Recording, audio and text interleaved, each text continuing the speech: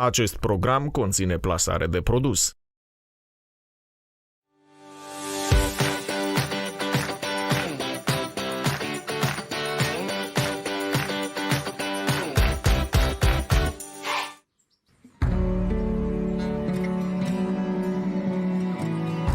Trăind în această lume grăbită, am pierdut conexiunea cu natura, însă, dincolo de fereastra casei noastre, indiferent de situația politică sau economică, se întâmplă lucruri frumoase. Multe flori ne bucură cu ale lor culori și miresme, iar păsările au început să-și construiască cuiburi. Despre minunata lume a zburătoarelor pot să ne vorbească ore în șir cei cărora cu adevărat le pasă. Este o organizație pe care am fondat-o pentru a promova interesul și grija față de păsările sălbatice. Sunt unul dintre membrii fondatori ai acestei organizații și cu entuziasmul nostru tineresc încercăm să promovăm pe agenda publică subiecte legate de păsări și de mediul înconjurător. Societatea pentru Protecția Păsărilor și a Naturii este constituită dintr-un grup de oameni interesați de cunoașterea și monitorizarea speciilor de păsări care există în Republica Moldova. Eu cred că dragostea asta a fost cumva latentă, dar nu o conștientizam când eram în adolescență, în formare. Dar am avut norocul să fac facultatea la Universitatea Alexandru Ioan Cuza din Iași, Facultatea de Biologie, unde am avut parte de profesori excepționali, care prin dragostea lor față de știință și prin entuziasmul lor m-au făcut să-mi doresc să pășesc în această lume. Și evident la biologie am asimilat cunoștințe din diverse ramuri ale biologiei, dar cel mai mult mi-au plăcut păsările, pentru că întotdeauna am fost fascinată de ceva care se mișcă, deci plantele nu erau pentru mine. Mi-au plăcut organismele care se mișcă și anume păsările, pentru că sunt colorate, sunt diverse, de diferite dimensiuni și de diferite feluri și ocupă diferite habitate și totodată cuceresc aerul mult mai bine decât alte organisme. În prezent, ornitologii din țara noastră estimează circa 261 de specii de păsări. Nu știm dacă este o cifră mică sau mare, întrebarea este câte dintre ele cunoaștem noi. De obicei, păsările se lasă cunoscute încet, pendelete. Nu poți și nu avem pretenția de la nimeni să învețe păsările într-o lună sau două. În primul rând, este nevoie pentru orice om, indiferent de capacitățile sale intelectuale, este nevoie de minim un an ca el să vadă avifauna într-o anumită zonă, atât iarna cât și primăvara, în migrație, în cuibărit, în sezonul de iernare.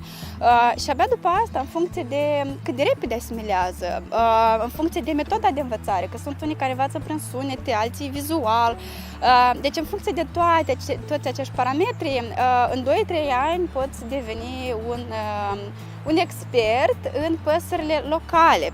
În familie, la grădiniță, datorită poveștilor și legendelor, dar și orelor de biologie, am învățat câteva denumiri de păsări. Însă în lume există peste 10.000 de specii de diferite dimensiuni și culori. Pe plan internațional, pe plan continental, iarăși e nevoie de multă muncă. Continentul este vast și adăpostește o groază de ecosisteme și, evident, păsările au o anumită fidelitate față de aceste ecosisteme. Și e greu să le știi pe toate. De obicei, există oameni care se dedică o viață întreagă și eu risc să spun că biologia este un domeniu în care poți să perseverezi, poți să urci și oricum sunt atât de multe de aflat. Și iarăși afli și după asta descoperi iar că ai o groază de aflat. Așa că niciodată nu poți fi super 100% învățat, dar după un an, doi putem deja vorbi la nivel profesionist despre păsări. Pentru a cunoaște mai bine lumea păsărilor, puteți apela la literatura de specialitate, dar și la ornitologi. Din păcate, în țara noastră, asemenea specialiști sunt puțini. Un obicei pe care eu îl consider prost și nepotrivit și chiar dăunător pentru mediul înconjurător este arderea miriștelor, incendierea vegetației, acea manie a noastră de a lăsa locul curat. Și probabil nu ne dăm seama că solul se reface foarte greu după asta. Nevertebratele, microorganismele care locuiesc în sol și care servesc drept hrană pentru păsări dispar, nu mai sunt. Și așa că într-o parcelă arsă, incendiată, vom avea diversitate faunistică redusă. chiar aproape deloc și evident păsările vor pleca de lângă noi, vor căuta alte locuri unde își găsesc hrană și siguranță, securitate. În caz de necesitate de ardere a uscăciunilor, cum ar fi stuful, ornitologii recomandă luna februarie ca fiind optimă. În caz contrar, riscăm să incendiem păsările cu tot cu cuiburi. După părerea noastră, toate lucrurile și-au timpul lor și dacă tot vrem să fim înconjurați de faună și de păsări și de triluri de păsări, este vremea să atragem mai multă atenție grădinii noastre, să plantăm copaci, să ne alăturăm mișcărilor de plantare și să contribuim și noi la înverzirea mediului înconjurător. Un sfat pe care noi îl dăm an de an iubitorilor de grădinărit este să planteze specii locale, nu aduse din altă parte, pentru că speciile noastre de păsări s-au obișnuit cu speciile locale de plante. Dragostea pentru natură și viețuitoare se confirmă în timp. Așa a fost și în cazul Cristinei Chifa. M-am născut la Chișinău și doar am auzit și am citit prin cărți despre pupăză, despre botgros, despre cutare, pasăre și legendă. Și am ajuns să îmi dau seama că, uite, am auzit, dar niciodată nu am văzut, niciodată nu am pipăit chiar. Pasiunea pentru păsări a venit treptat, după mai multe plimbări în jurul curții, căci aveam cățeluși și mereu observam lucruri necunoscute până atunci, fiind prea naivă. Aveam așa o obișnuință să numim toți brazii brazi, toți copacii copaci și toate păsările păsări. Neștiind că, de fapt, în dependență de hrana pe care o oferim și căsuță, putem avea pițigoi, putem avea țiclean, putem avea coțofană, care sunt toate foarte diferite, foarte colorate și foarte interesante. Societatea pentru Protecția Păsărilor și a Naturii organizează sistematic expediții în diverse localități din țară, la care pot participa toți doritorii. Ornitologii mai profesioniști, într-adevăr, parcurg o distanță foarte mare pentru a detecta o anumită specie din punct de vedere științific, pentru a face acele statistici sau acele informații de viitor. Și asta, da, presupune efort, însă se remunerează prin peisaje, călătorii, comunicare, socializare. În cea de-a treia ediție a Cărții Roșii a Republicii Moldova sunt incluse 64 de specii de păsări rare care locuiesc în țara noastră. Printre acestea sunt egreta mare, țigănușul, lebăda de vară, chilifarul și altele. Luna martie este o perioadă potrivită pentru a face lucrări de grădinărit, lucrări de întreținere a viitorului spațiu unde păsările sălbatice care vin din migrație vor găsi condiții potrivite. Luna martie este perfectă pentru a face curat în grădină, este perfectă pentru a instala cuiburi artificiale. De asemenea, de ce nu, putem instala și platforme pe care să cuibărească cu costârci în propria noastră gospodărie. Visul multora dintre noi este să avem în curte un stâlp pe care să cuibărească cu costârci. Iată că acum este o perioadă deosebit de bună. După asta trece și păsările cuibăresc în altă parte. În perioada 5 iunie-15 august 2019 a avut loc un recensământ al cuiburilor de cucostârc din Republica Moldova. Pe hartă au fost înregistrate 415 cuiburi, cu 120 mai mult față de câte erau în 2017. Mulți dintre noi încearcă să vină în ajutor păsărilor, instalând căsuțe din lemn. Dar ce părere au specialiștii despre acest lucru? Facem bine sau mai mult încurcăm? De obicei, ceea ce instalăm noi, cum avem acolo în spate, o căsuță, noi numim căsuță pentru cuibărit, este folositoare în habitatele în care nu există de obicei copaci bătrâni cu scorburi, pentru că în aceste căsuțe cuibăresc păsările care în mediul lor natural au nevoie de scorburi. Scorburile le găsești în pădurile bătrâni, acolo unde sunt copaci bătrâni și unde e ușor de săpat scorbură sau apar natural. Dar, de exemplu, când ne aflăm într-un parc sau într-un spațiu verde de lângă blocuri sau orice alt spațiu în care există copaci tineri, să zicem, sau chiar nici nu există copaci, pur și simplu avem un mediu antropic, putem instala aceste căsuțe pentru a le păcăli pe păsări și a le oferi un fel de imitație a habitatului lor natural. Există suficientă literatură de specialitate care ne poate ghida cum să construim corect căsuțele în funcție de fiecare specie. Căsuțele sunt foarte populare, copiii de mici sunt învățați să construiască căsuțe și este un gest salutabil și chiar este, cum să spun, un prim pas spre conservarea speciilor de păsări în natură. Dar, din observațiile mele, am văzut că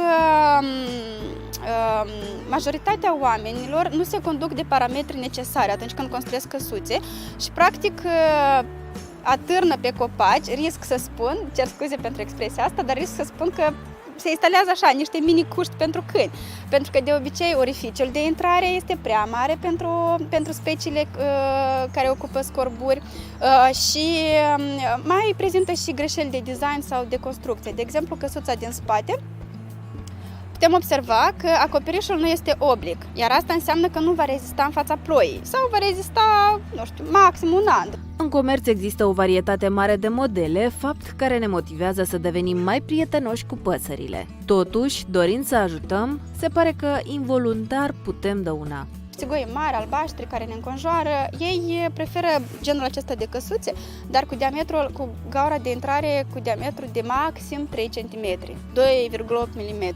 Evident, în natură nu găsești scorburi standardizate la dimensiuni clasice, dar găsești scorburi cu gaura mică, îngustă, dar acolo se deschide o încăpere largă, comodă, care este foarte bună pentru păsări.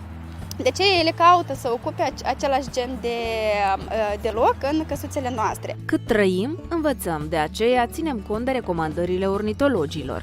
Irosim timp și materiale ca să punem un fel de bețișor la intrarea în căsuță ca, nu știu, să se sprijine pasărea. Acest lucru este dăunător pentru păsări. Ele, în primul rând, nu au nevoie de acest bețișor când aterizează în cuib. Ele direct au intrat, au dat mâncare la pui, au ieșit. În schimb, bețișorul este perfect pentru dăunători precum prădători la cuib, precum coțofana, ciocănitoarea, care se sprijină pe bețișor, bagă capul înăuntru și mănâncă puișorii. Vă îndemnăm să nu abandonați ideea de a veni în ajutor păsărilor, mai ales în sezonul rece, și să le organizați mese copioase cu semințe. Mulți au inclus în rutina lor zilnică hrănirea păsărilor, instalând hrănitoare ușor accesibile pentru zburătoare. Gestul în sine de a face o căsuță este salutabil și eu chiar visez ca cât mai mulți oameni să fie cuceriți de acest obicei. Dar trebuie să-l facem corect ca să tragem foloase. De asemenea, ce am observat, în multe cazuri, mai ales când avem un mediu de ăsta sărac în copaci, punem căsuțe pe fiecare copac sau cât mai des, cât mai apropiate. Acest lucru riscă în final să se transforme într-o dezamăgire, pentru că păsările, atunci când ocupă un cuib, ocupă și un teritoriu în jurul cuibului. Ăsta e teritoriul lor în care nimeni nu are voie să intre. De aceea, când vom avea căsuțe una lângă alta, absolut automat, nu o să avem multe căsuțe ocupate. O să avem una într-o parte și una peste vreo 50-100 de metri. Să pui căsuțe din 5 în 5 metri nu este ok. Pur și simplu irosim material și totodată ne dezamăgim că cuiburile nu au fost ocupate.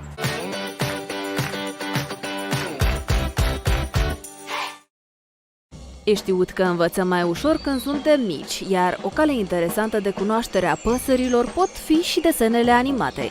Industria filmelor în desen animat oferă multe producții în care eroii principali sunt păsările.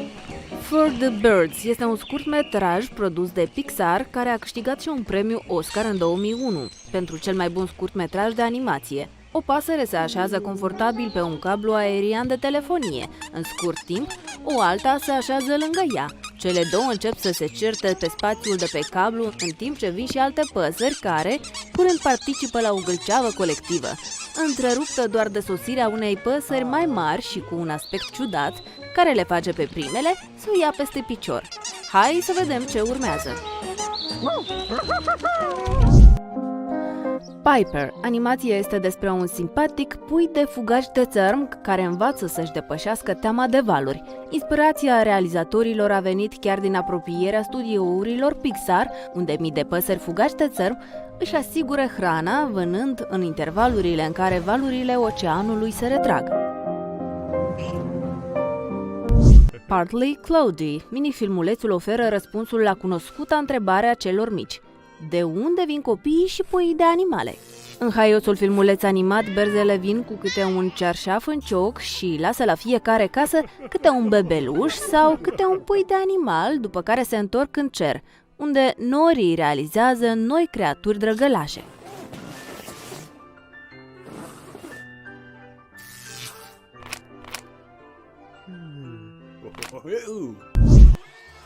Rio este o comedie despre o aventură în sălbăticie. Blue este un papagal ara care nu a învățat niciodată să zboare și se bucură de o viață confortabilă împreună cu stăpâna sa și Blue și Linda cred că el este ultimul din specia sa. Dar când află de existența unui alt ara, care locuiește în Rio de Janeiro, pornesc spre acel tărâm exotic. Cine ești și de unde ai venit? Hei, înapoi! Cucușca-i Scvăreț este un film sensibil care aduce un mesaj puternic despre relația dintre părinți și copii, care este foarte subtil redată prin intermediul păsărilor. În familie de grauri au apărut puișorii mult așteptați, care sunt educați de părinții responsabili și dedicați, iar în acest timp, Cucul vorbește ironic despre esența familiei, spunând că libertatea este mai presus de orice. Vă îndemnăm neapărat să priviți acest filmuleț împreună cu copilașii dumneavoastră.